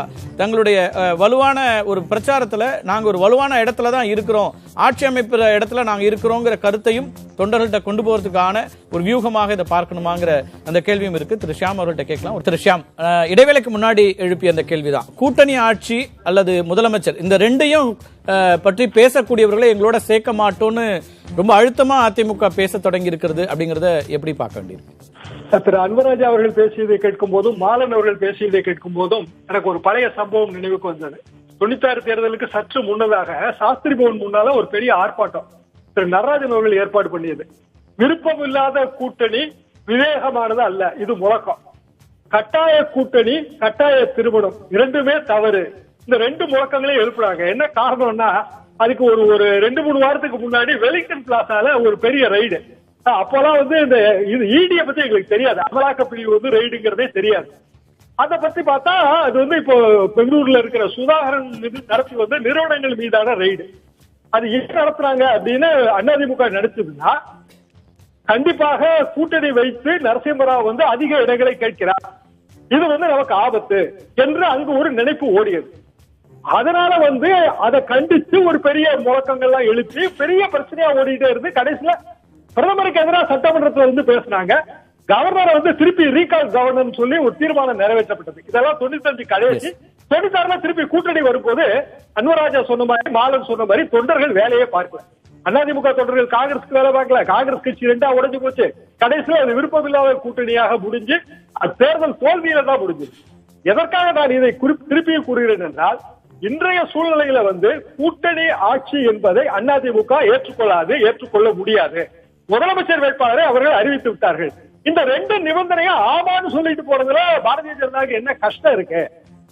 அப்படி அவர் காலதாமதம் செய்யற ஒவ்வொரு நேரமும் ஒவ்வொரு கிராமத்திலயும் 2 அணி பிரியுதுன்னு அர்த்தம். இல்ல இது வந்து நீண்ட காலமாக களத்தில் இருக்கிற பாரதிய ஜனதா கட்சியினுடைய தலைவர்கள் தெரியாதா? தமிழ்நாட்டிலே இப்ப திரு ராகவன் உள்ளிட்டவர்களே 20-30 ஆண்டுகளா களத்தில் இருக்கிறாங்க. இது என்னவா விளைவுகளை உண்டாக்கும் அவங்களுக்கு தெரியாதா என்ன? தெரிஞ்சேதான் அப்படி செய்கிறார்கள் என்பதுதான் என் கருத்து. எங்க ஹாஸ்டல்ல வந்து டெய்லி காலையில 6 மணி கிளாஸுக்கு போடுங்க. இட்லி தான் போடுவாங்க காலையில. நிறைய பேருக்கு இட்லி பிடிக்காது. பூரி வேணும், சப்பாத்தி வேணும்னு பல கோஷ்டி இருக்கும். கடைசியில் ஒரு இந்த மாதிரி ஜனநாயக முறைப்படி முடிவு இருப்போம்னு சொன்னா 100 பேர் ஹாஸ்டல்ல 30 பேர் கரெக்டா இட்லிக்கு ஓட்டு போட்டாங்க. மற்றவங்க எல்லாம் பிரிஞ்சு ஓட்டு போட்டாங்க. கடைசியில பெர்மனண்டா இட்லி தான் வந்து மாட்டுச்சு. எதற்காக இந்த உதாரணம் சொல்றேன்னா, ஓட்டு பிரிப்புக்கு உதவி செய்கிற எந்த கூட்டணியும் ஜெயித்ததாக வரலாறே கிடையாது. முதல்ல வந்து அந்த கூட்டணி வந்துருச்சுன்னா அதை அப்படியே தொடர்ந்து கொண்டு போகணும். இல்ல தனித்தனியா நில்லுங்க. பாரதிய ஜனதாவை பொறுத்த வரைக்கும் தனியா நிக்கிற ஆப்ஷனே கிடையாது. அவங்க வந்து வளர்ந்துருக்காங்க, இப்ப வளர்ந்துட்டு இருக்கிறாங்க, அதெல்லாம் நான் மறுக்கல. ஆனால் 30% இல்ல 15% ஓட்டு வாங்கக்கூடிய அளவுக்கு வளர்ந்துருக்கிறாங்களா? இந்த கேள்வியை வந்து பாரதிய ஜனதா அவங்க நெஞ்சில சுமந்து கேட்கணும். இல்லன்னா அவங்களோட தலைமை அதுல ஒரு திரு மாலன் ஒரு பார்வையை சொன்னார். அவரு அது வந்து அப்படி ஒரு வியூகமாக இருக்கலாம் அப்படின்னாரு. இடங்களை அதிகமாக பெறுவதற்கான ஒரு அழுத்தம் அப்படின்னு இதை பார்க்கலாமா? இடங்களை அதிகமாக பெறுவதற்கான அழுத்தம் தான். ஆனால் அது வந்து திமுகவுக்கு தான் சாதகமாக முடியும். காரணம், 100 இடங்களை வந்து அதிமுக விட்டு கொடுத்துச்சுன்னா அந்த 100 இடம் தேர்தல் ஆரம்பிக்கும் போதே வந்து திமுகவுக்கு போன மாதிரி தான் அர்த்தம். இல்ல 170 போயிடும். பாட்டாளி மக்கள் கட்சி மட்டும்தான் ஒரு சில பகுதிகளிலே அவர்கள் தனிப்பட்ட ஒரு செல்வாக்கு வைத்திருக்கிறார்கள். பாரதிய ஜனதா கட்சி காங்கிரஸ் மாதிரி எல்லா தொகுதிகளிலும் ஆவரேஜா ஓட்டு வச்சிருக்காங்க. அந்த ஓட்டு தேவை, அது இல்லைன்னு சொல்லல. ஏன்னா 1000 ஓட்டு 2000 ஓட்டுல வந்து வெற்றி தோல்வி தீர்மானிக்கும் போது அது தேவை. ஆனால் பலமறிந்து கேட்க வேண்டும். பலமே தெரியாம இளவட்ட கல்ல தூக்க போறேன்னு போனா கல்ல காலில் தான் போட வேண்டும். ஓகே, இது வந்து இப்ப தங்களுடைய பலத்தை அறியாமல் அல்லது அதை விட மிகைப்படுத்தி அதீதமாக ஆசைப்படுறாங்க பிஜேபி அப்படிங்கிறீங்களா? கற்பனையில வந்து வாழ்றாங்கன்னு தான் நான் நினைக்கிறேங்க. திரு ராகவன் அந்த கருத்து கேட்கலாம். நீங்க வந்து வளர்றீங்க, நான் மாற்று கருத்து சொல்லலங்கிறாரு திரு ஷியாம். அதே நேரத்தில் உங்களுடைய வளர்ச்சிக்கு உகந்த அந்த எண்ணிக்கையை விட கூடுதலா அதீதமாக ஒரு கற்பனை உலகத்துல இருக்கீங்க பாருங்க. இது அவருடைய கற்பனை எங்களுக்கு எந்த கற்பனை உலகத்துல அவருடைய கற்பனை அது. இன்னொன்னு திரு கார்த்திகேய செல்வன், நீங்க எப்போ இந்த டிஃபரன்சஸ் இல்லைன்னு நினைக்கிறீங்க? நீங்களே குறிப்பிட்டீங்க இந்த அந்த எஜுகேஷன் அந்த பில்லு அதுவா இருக்கட்டும், பாலிசி மாலன் குறிப்பிட்டாரு, நீட்டா இருக்கட்டும். அது மாத்திரம் இல்லைங்க, நீங்க இப்ப சொல்றீங்க இது வந்து டிஸ்டர்ப் ஆகும் அப்படிலாம் பேசுறாங்க. நான் கேட்கிறேன், இப்ப எங்களுடைய வேல் யாத்திரையில எங்களை நடத்தவே விடலைங்க. எங்கு பார்த்தாலும் அரெஸ்ட், பிரிவென்டிவ் அரெஸ்ட். எங்க ஒர்க்கர்ஸ் எங்கேயுமே போக விடல, கூட்டணியில் தான் இருக்கிறாங்க. இதை பத்தி அதிமுக கூட யோசிச்சிருக்கணும் இல்லை? அப்படி பார்த்தா நீங்க இதுக்கு பாதிக்கும்னா அதுவும் பிரச்சனை இருக்கு. எங்களை மாதிரி ஆட்கள்லாம் வீட்லயே ஹவுஸ் அரெஸ்ட் பண்றாங்க அப்படின்னு சொல்லும் பொழுது நாங்க என்ன சொல்றோம், கோவிட் டைம்ல பண்ண அரசு இந்த மாதிரி நடவடிக்கை தான் எடுக்கணும் அப்படின்னு சொன்னா திமுக பெரிய போராட்டம் பண்றாங்க, அங்க அரெஸ்ட காணோம், அவங்கள பிரிவென்டிவ் அரெஸ்ட் காணோம். அதுதான் நாங்க ரைஸ் பண்ணோம், அப்போதுல இருந்து ரைஸ் பண்ணியிருந்தோம். அதனால இன்னொரு விஷயங்க, இந்த மாதிரி முரண்பாடுகள் அப்படின்னு சொன்னா அந்த முரண்பாடு திமுக கூட்டணி இல்லையா என்ன? எதுக்காக 2011 வெளில வந்தாங்க, கூட்டணி விட்டு வெளில வந்தாங்க? அதெல்லாம் நடந்திருக்கு. இட பங்கீட்டுல கூட பிரச்சனை வந்து கடைசி நேரத்துல வெளியில வரதுல நடந்திருக்கு. ஆனா இது இவங்க 2 பேருமே மூத்த பத்திரிகையாளர்களுடைய பார்வையில சொல்லப்படுது என்னன்னா, நீங்க இப்போ ஒரு இணக்கம் இல்ல வெளிப்படையா தெரியக்கூடிய ஒரு விஷயமா இருந்ததுன்னா அது உங்களுக்கு வந்து பின்னாடி கீழே களத்திலேயே அது பிரதிபலிக்கும் அப்படிங்கறது கன்சர்ன். இதை தொடர்ந்து நீங்க வேல் யாத்திரையிலிருந்தே இந்த ஒரு 2 பேருக்குமான இணக்கம் இல்லாத ஒரு சூழல் அப்படிங்கறதுதான் நிலவுதான். நான் என்ன சொல்றேன், அப்படி இல்லைங்கிறேன். நாங்க இன்னைக்கு கூட ஏற்கனவே குறிப்பிட்டதுதான், மீண்டும் சொல்றேன், கூட்டணி இருக்கிறது என்று சொல்லியாச்சு. இன்னொன்னு, எதுங்க காலதாமதம்? 30 நாளுக்குள்ள நீங்க முடிவு பண்ணணும் ஒரு அப்படின்னு நிர்ணயம் இருக்கும்போது 32வது நாள் போனா 2 நாள் டிலே. இங்க எங்க டிலே? எது delay? What is the meaning of delay here? அதை சொல்லுங்க, எக்ஸ்பிளைன் பண்ணுங்க பாப்போம். நீங்க ஜனவரி 30 டிசம்பர் 31 முடிவு பண்ணணும் ஏதா இருக்கா? தேர்தல் அனௌன்ஸ் பண்ணும்போது அன்வராஜா சொன்னாரு, நீங்க கூட்டணியில இருக்கீங்களா இல்லையாங்கிறத நீங்க எப்ப வேணா சொல்லுங்க.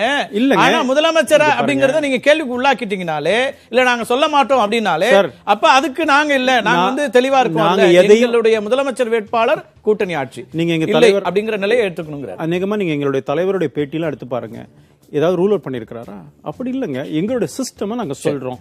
நீங்க என்னையும் எத்தனையோ என்னுடைய கூட்டணி எங்களுடைய தலைவர்களை பத்தி எல்லா தலைவரையும் 2ஆம் கட்ட தலைவர் எந்த சீனியர் லீடர்ஸ் யாரை கேட்டாலும் அவங்க இதே தான் மெயின்டைன் பண்றோம். எங்களுடைய சிஸ்டத்தை நாங்க எங்க எப்படிங்க பைபாஸ் பண்ண முடியும்? இந்த நிலையில தான் திரு கே.பி. முனுசாமி அடுத்த கட்டத்தை நோக்கி ஒரு கடும் விமர்சனத்தை முன்வைக்கிறாரா? திராவிட இயக்க ஆட்சி தமிழகத்தை சீரழித்து விட்டது அப்படின்னு சில தேசிய கட்சிகளும் சொல்லுங்கன்றாரு. 2 தேசிய கட்சி தான் அங்க இருக்கு. யார் அவர் கூட இருக்கிற கட்சியின் மீதும் அந்த விமர்சனத்தை முன்வைக்க வேண்டிய நிலைக்கு வர்றாங்களா? இல்ல நேத்து நானும் அவரோட பேச்சை பார்த்தேன். திராவிட கட்சிகள்னு அவரு இப்ப திமுகவும் கூட சேர்த்துக்கிறாரு. எனக்கு அமேசிங்கா இருக்கு. திமுகவுடைய எதிர்ப்பு வாக்குகள் தான் அதிமுக உருவாகிச்சு அப்படின்னும் போது இந்த விஷயத்துல எப்படி திமுக கூட சேர்ந்து பேசுறாருன்னு எனக்கு புரியல. அவரு சித்தாந்த ரீதியா கருத்தியல் ரீதியா அந்த கருத்தை முன்வைக்கிறாரு. பெரியார் காலத்திலிருந்து இந்த இயக்கத்தை ஒழித்து கட்ட முயன்று வரும் கூட்டம் இவங்க தான் இதெல்லாம் பண்றாங்க, சந்தர்ப்பவாதிகள் இதெல்லாம் செய்யறாங்க அப்படிங்கிறாரு. இல்லங்க, அவர் யார் எனக்கு சொல்றாரு எனக்கு தெரியல. அப்படி சொல்லணும்னா டைரக்டா கூட சொல்லலாம், ஒன்றும் தப்பு இல்லை. அதுக்கு எங்களை சொன்னாலும் நானும் பதில் சொல்ல தயாரா இருக்கேன். எங்களை பொறுத்த வரைக்கும் தமிழ்நாடு என்பது தேசபக்தர்கள் இருக்கிற இடம். இது ஆன்மீக பூமி. ஆழ்வார்களும் நாயன்மார்களும் அவதரித்த பூமி. இது ஆன்மீக பூமி அப்படிங்கறதுல பாரதிய ஜனதா கட்சியோட ஒவ்வொரு தொண்டனுக்கும் அசைக்க முடியாத நம்பிக்கை எங்களுக்கு இருக்குங்க. அதே போல தேசியத்தின் மீது நம்பிக்கை இருக்கிற மக்கள், அது கார்கில் யுத்தத்துல நம்ம தமிழ்நாட்டில இருந்து அதிகமாக அதற்கான நிதி கொடுக்கும் பொழுது கொடுத்த தமிழ்நாடு. இங்க தேசியம் முதன்மைப்படுகின்ற மாநிலம். எல்லா யுத்த காலத்திலும் அது நடந்திருக்கு. எல்லா நேரத்திலையும் இந்தியா அப்படிங்கிற இந்திய நாட்டுக்கான நம்ம என்னெல்லாம் செய்யறோம் அதைத்தான் நான் சொல்றேன். பிரிவினைவாதிகளோ தமிழ் தேசியம் பேசுபவர்களுக்கோ தனிநாடு பேசுபவர்களுக்கோ இடம் இல்ல. ஒரு காலம் ஏற்றுக்கொண்டதே இல்லைங்கிறத நானும் பேசிட்டு இருக்கிறேன். திரு கே.பி. முனுசாமி இந்த குற்றச்சாட்டுகளை வேற யாரை நோக்கி வைக்கிறார்? இந்த விமர்சனங்கள் அவர் என்ன சொல்றாரு? 50 ஆண்டு கால திராவிட ஆட்சியை இன்னைக்கு வீழ்த்துகிறோம், சீரழிந்துருச்சுன்னு சொல்லக்கூடிய கருத்தை அவர் சொல்றாரு. இல்லங்க, அதுதாங்க சொல்றேன். திமுக கூட சேர்த்துக்கிறாருன்னா நான் ஒன்னும் சொல்றதுக்கு இல்ல, அது அவங்க இஷ்டம். திரு அன்வர் ராஜா சொல்றாங்க எதுக்காக இப்ப திமுக கூட சேர்ந்து திமுக ஒண்ணு அப்படின்னு நினைக்கிறாங்களா? நான் ஏற்கனவே சொன்னது போல திமுக 2 பேரும் திராவிட கட்சிகள் தானே சொல்றாங்க. அண்ணா வழியில் வந்ததுதான் அதிமுக. அவர்கள் நல்லாட்சி கொடுத்ததா திமுக சொல்றாங்க. இவங்களும் ஒத்துக்கிறாங்களான்னு அவங்க தான் அதுக்கு எக்ஸ்பிளைன் பண்ணோம். எனக்கு தெரியாது. ஆனா எங்களை பொறுத்த வரைக்கும் நாங்கள் தெளிவாக இருக்கிறோம். தேசியத்தை பேசுவோம், பேசிக் கொண்டிருக்கிறோம், பேசுவோம். தமிழ்நாட்டு மக்கள் நிச்சயமா என்றைக்குமே தேசியத்தின் பக்கம்ங்கிறது நாங்க பல நேரங்களில் பார்த்திருக்கிறோம். எலக்டோரல் விக்டரிங்கிறது வேறங்க. வெற்றியினுடைய சூத்திரம் இதுதான் யாருக்கும் தெரியாது. ஒரு நேரம் திமுக ஜெயிக்குது, ஒரு தடவை அண்ணா திமுக ஜெயிக்குது. இதுதான் முன்னாடி ஆரம்பிச்சு பிரச்சாரத்தை முதலே ஆரம்பிச்சுட்டா ஜெயிச்சிட முடியும் அப்படிங்கிறதும் கிடையாது. தாமதமா ஆரம்பிச்சதுனால ஜெயிக்க முடியாதுன்னு கிடையாது. பல நேரங்கள் அதெல்லாம் பார்த்திருக்கிறோம். It's all depends. நம்ம பேசலாம். திரு கே.பி. முனுசாமி அப்ப யாரை குறிப்பிடுகிறார் அப்படிங்கிற கேள்வியும் இருக்கு. திரு அன்வராஜாட்ட கேட்கலாம். திரு அன்வராஜா, திராவிட இயக்கத்தை ஆட்சியை தமிழகத்துல சீரழிந்துருச்சு அப்படின்னு யார சொல்றீங்க? தேசிய கட்சிகள்ங்கிறீங்க, எந்த கட்சி அப்படி குறிப்பிடுறீங்க? பெரியார் காலத்திலிருந்து இந்த இயக்கத்தை ஒழித்து கட்ட முயன்று வருகிறார்கள் அப்படிங்கறதுல யாரை நோக்கி திரு கே.பி. முனுசாமி பேசுறாரு? இல்ல, அதாவது இயக்கத்தை ஒழித்து கட்ட ஒரு சில சக்திகள், ஆதிக்க சக்திகள் ஏற்கனவே ஆரம்ப காலத்திலிருந்து முன் வந்திருக்கின்றன. அதையெல்லாம் தாண்டி தான் அதிமுகவும் திமுகவும் மாறி மாறி ஆட்சிக்கு வருகிறது. அதுதான் அவருடைய கருத்து, சொன்ன கருத்து. இப்போது இப்ப அவரு யார சொல்றாரு எல்லாம் தெரிஞ்சதானே சார். நான் ராகவன் சார் தான் இருக்கிறாரு. அதனால நான் சொல்றேன், அதிமுக தொண்டனுக்கே பிஜேபி மீது சந்தேகம் இருக்கிறது. பிஜேபி என்ன சந்தேகம்? தாமதப்படுத்துகிறது. என்ன சந்தேகம்னா எப்படியாவது அதிமுக அதிகமான இடங்களை பெற்று ஆட்சி அமைக்க விட. ஏன்னா பிஜேபி அப்படித்தான் பல மாநிலங்களில் செய்து இருக்குது. அதனால அதிக இடத்தை வாங்கணும், இடங்களுக்கு வச்சு அழுத்தம் கொடுக்கணும், அதிகமான இடங்களை வாங்கணும். இப்போ ரஜினிகாந்த் உள்ள என்ட்ரு பண்ண வச்சு மிரட்டி ஏதாவது பண்ணலாமா அப்படிலாம் யோசிக்கிறதுனாலதான் அவர் தள்ளிக்கிட்டு போறாங்களோ அப்படின்னு தொண்டன் நினைக்கிறான். அதிமுக தொண்டன் நினைக்கிறான். நீங்கள் நானும் இல்லை. இங்க உட்கார்ந்து ஃப்ரேம்ல இருக்கிற நானோ திரு மாலன் சாரோ அல்லது ஷியாம் சாரோ இல்ல, அல்லது ராகவன் சாரோ இல்ல. இது அவனுடைய நினைப்பு. அந்த நினைப்பினுடைய பிரதிபலிப்பு தான் நம்முடைய கே.பி. முனுசாமி சொல்கிறார். ஏனென்றால் இல்லைங்க, நான் கூட்டணி என்று வருகிற போது கூட்டணி ஆட்சி என்று சொல்வதும், ஆட்சியில் பங்கெடுப்பது என்று சொல்வதும், நாங்கள் அமைச்சராக வருவோம் என்று சொல்வதும், முதலமைச்சர் வேட்பாளர் நீங்கள் ஏற்கிறீர்களா என்று கேட்டதற்கு பதில் சொல்லாமல் போவதும் இது அவருடைய ஸ்ட்ராட்டஜியாக இருக்கலாம். அது விஷயம் நான் அதற்குள்ளே வரவில்லை. எங்கள் நாட்டில் அந்த கூட்டணி யார் யார் எங்கள் நிபந்தனைகளுக்கு கட்டுப்பட்டு வருகிறார்களோ அவர்களுக்கு தான் எங்கள் கூட்டணியில் சேர்த்துக் கொள்ள முடியும். ஆனால் இப்படியெல்லாம் முரண்பாடுகள் ஒரு கூட்டணி அமையுமானால் ஓட்டு டிரான்ஸ்பரன்ஸ் கீழே இல்லாமல் போய்விடும். அது ஒரு மிகப்பெரிய இல்ல சிக்கல். இப்ப உங்க தொண்டர்களுடைய சந்தேகத்தை திரு கே.பி. முனுசாமி பிரதிபலிக்கிறாருன்னா அவரும் அதை நம்புறாரா? பாரதிய ஜனதா கட்சி அழுத்தம் தருகிறது அல்லது திரு ரஜினிகாந்தை காமிச்சு நம்மள வந்து மிரட்ட பாக்குறாங்க இல்ல ஆட்சியில பங்கு கேட்கிறாங்கன்ற எண்ணத்தை அவரும் நம்புறாரா? ஏன்னா அவர் பேசிய இடம்ங்கிறது உங்களுடைய பரப்புரை கூட்டம் சார். முதலமைச்சரும் துணை முதலமைச்சரும் இருக்கிறாங்க, கட்சியினுடைய ஒருங்கிணைப்பாளர் உள்ளிட்டவர்கள் இருக்கிறீங்க. அதாவது சார், கூட்டணி கட்சி கூட்டணி ஆட்சி தமிழ்நாட்டு மக்கள் ஏற்க மாட்டார்கள் சார். கூட்டணி நீங்க சொல்லி அவங்க கூட்டணி சொல்லி எலெக்ஷன் நின்றாலே நமக்கு மக்கள் நிராகரிச்சிருவாங்க சார். இப்ப 80 பார்லிமெண்ட் எலெக்ஷன்ல மிகப்பெரிய வெற்றியை கொடுத்த திமுக காங்கிரஸ் கூட்டணிக்கு 80 அசம்பிளி எலெக்ஷன்ல ஏன் அவங்க நிராகரிச்சாங்கன்னா, தலைவர் ஆட்சியை கலைச்சது ஒரு தப்பு இருந்தாலும் கூட அந்த 110, 111, 111 என்ற இடத்தில் ஒரு போட்டியிட்டதும், முதலமைச்சர் பிரச்சனையில் சிக்கல் வந்ததும், யார் வென்றாலும் கலைஞர் தான் முதலமைச்சர் என்று காங்கிரஸ் சொன்னதுக்கு பின்னால் கூட இது மிகப்பெரிய குழப்பமான சூழ்நிலை தான் இறுதியில் உருவாகும் என்றுதான் ஒரேடியாக அந்த கூட்டணியை மக்கள் நிராகரித்தார்கள். எனவே கூட்டணி ஆட்சி என்று ஆரம்பத்திலேயே சொல்வது என்பது குழப்பத்தை ஏற்படுத்துவதுதானே. நீங்க ஒரு எம்எல்ஏ கூட இல்ல, எப்படி கூட்டணி ஆட்சின்னு சொல்றீங்க? நீங்க ஒரு எம்எல்ஏ கூட இல்ல, உங்களுக்கு என்ன சக்தி இப்போது வளர்ந்து பிஜேபி நிறைய ஒர்க் பண்றாங்க, பிஜேபி வளர்ந்திருக்கலாம், நான் அது இல்லை என்று மறுக்கவில்லை. உங்களுக்கு ஏற்கனவே இருக்கின்ற பெர்சன்டேஜ் கூடி இருக்கலாம், அதையும் நான் மறுக்கவில்லை. உங்களுக்கு என்ன வேணும்னு கேட்டு வாங்கி போகாம ஆட்சி இல்லைன்னா அப்ப எங்களோட நீங்க கூட்டணி இல்லைன்னு அர்த்தம். வேற எந்த கட்சியோட கூட்டணி வச்சு ஆட்சியை பிடிக்க போறீங்கன்னு அர்த்தம். அதான் அர்த்தம். அப்ப நேரடியாவே சொல்றாரு திரு ராகவன், ஏதோ ஒரு திட்டமிடுகிறீர்கள் என்ற சந்தேகம் இருக்கிறதா இல்லையா? தொண்டர்களுடைய சந்தேகத்தை பிரதிபலிக்கிறார் திரு கே.பி. முனுசாமி. அந்த சந்தேகம் உண்டாகக்கூடிய அளவுக்கான வார்த்தைகளே அல்லது கருத்துக்களை உங்க தலைவர்கள் வெளிப்படுத்துறாங்க அப்படிங்கறத அவங்க சொல்லக்கூடியது. என்ன சொல்கிறேன், அதாவது இதை செய்யக்கூடிய ஆற்றலும் பிஜேபி தான் இருக்கு, வேற யாரும் செய்ய முடியாது. இதை பிஜேபி கையில அவங்க கவர்மெண்ட் இருக்கு. பல மாநிலங்கள் அப்படி செஞ்சிருக்காங்க. ஒரு மாநிலத்துக்கு உள்ள நுழைகிற போது ஏதாவது ஒரு கட்சியின் தலையில் உட்கார்ந்தா உள்ள நுழைகிறாங்க. அதுக்கு அதிமுக பயன்படுத்திக்கலாமான்னு யோசிக்கிறாங்க. இன்னும் டைம் இருக்கு, யோசிக்கிறாங்க. யோசிச்சவங்க 12 பிரச்சனை இல்லை. ஆனா அதிமுக அதை ஏத்துக்கிறாரு, அவ்வளவுதான். அவர் நேரடியாவே வந்துட்டாருங்க. மற்ற கட்சிகள்ல உங்க ஃபார்முலாவே அங்க இருக்கக்கூடிய ஒரு கட்சியை எடுத்து அதன் மீது அமர்ந்து ஆட்சிக்கு வருவது, அப்படியான ஒரு ஃபார்முலா இங்க நீங்க வந்து செயல்படுத்த முடியாது, நாங்க விழிப்பா இருக்கோம். திரு கார்த்திகை செல்வன் 4 ஆண்டு காலம் சிறப்பாக அந்த ஆட்சியை முடித்திருக்கிறார்கள், 5 ஆண்டு காலம் அப்படின்னு சொல்லும் பொழுது எதிர்கட்சிகள் என்ன தெரியுமா சொல்றாங்க, இது பிஜேபி தான் இவங்களை இது பண்றாங்க, ப்ரொடெக்ட் பண்றாங்க அப்படின்னு ஸ்டாலின் அவர்கள் சொல்லுகிறார்கள், எதிர்கட்சிகள்லாம் சொல்றாங்க.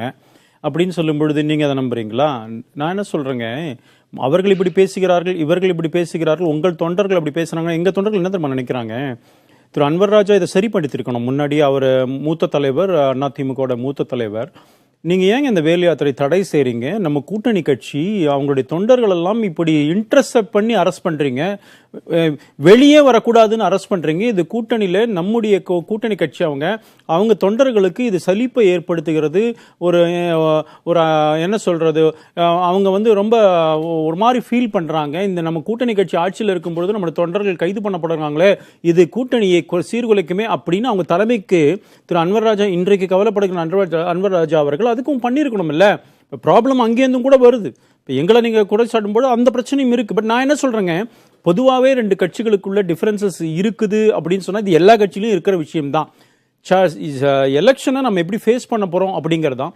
நான் எங்களை பொறுத்த வரைக்கும் நான் மீண்டும் சொல்றேன், நாம என்ன எங்க கட்சிக்குள்ள பேசுற விஷயங்களை எங்களுக்கானது அது. இன்னொன்னு, எப்ப முடிவு பண்ணணுமோ அப்ப முடிவு பண்ணுவோம்.